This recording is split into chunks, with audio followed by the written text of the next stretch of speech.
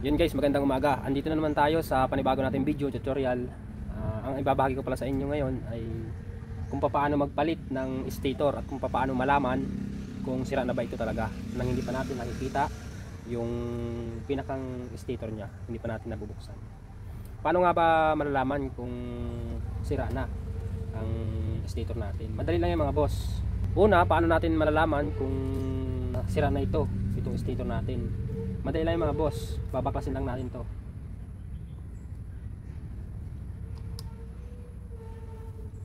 Ito nga pala mga boss ay talagang hindi na nagkakarga tong ating Honda Supremo 150. Kahit anong revolution natin, talagang kita natin sa ilaw ng neutral, wala na.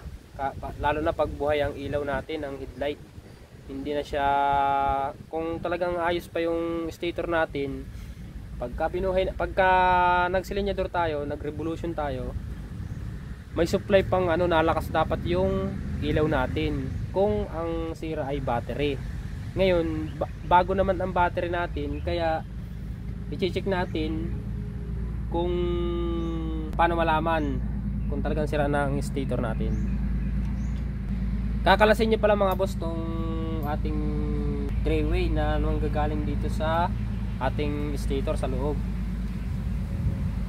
Paano malalaman mga boss kung sira na ba talaga ito yung stator natin or sunog? Itong tatlong wire na ito, kailangan walang malabas na kuryente dito. Ayun, sira. Ang lakas na spark. Pansin nyo mga boss, dapat walang malabas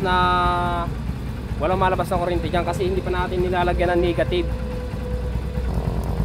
Automatic, pagka ganyan may nalabas na kuryente sa ating body, ibig sabihin grounded na, sunog na tong ating stator. Kaya yan, bubuksan na natin mga boss.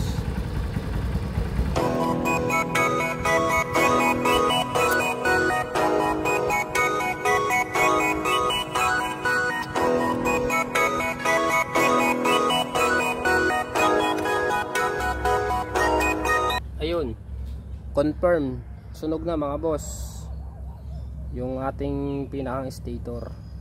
Yan. Kaya papalitan na natin yan.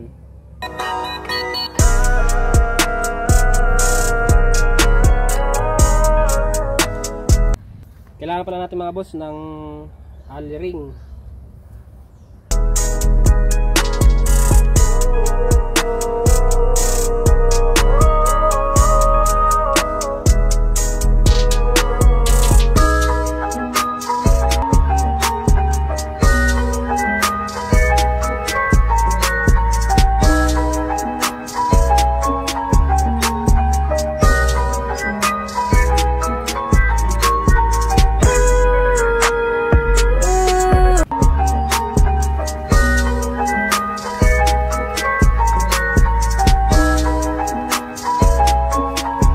So yun na mga boss, nakalas na natin.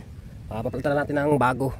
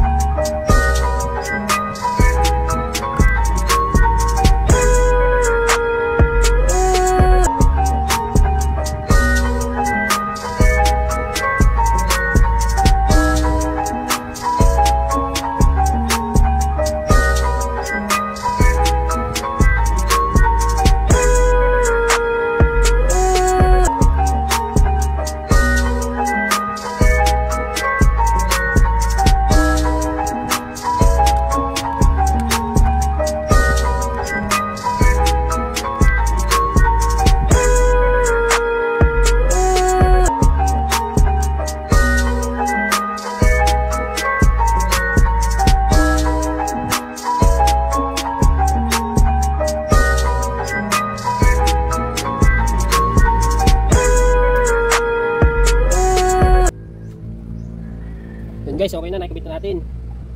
Ikakapitan natin dito sa sa ating magneto.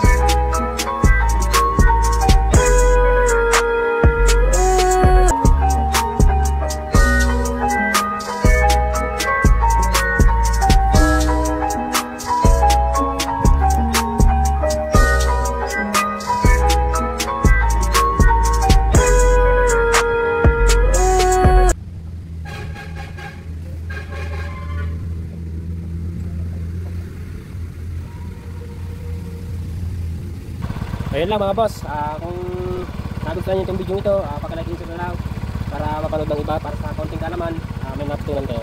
Thank you po and God bless.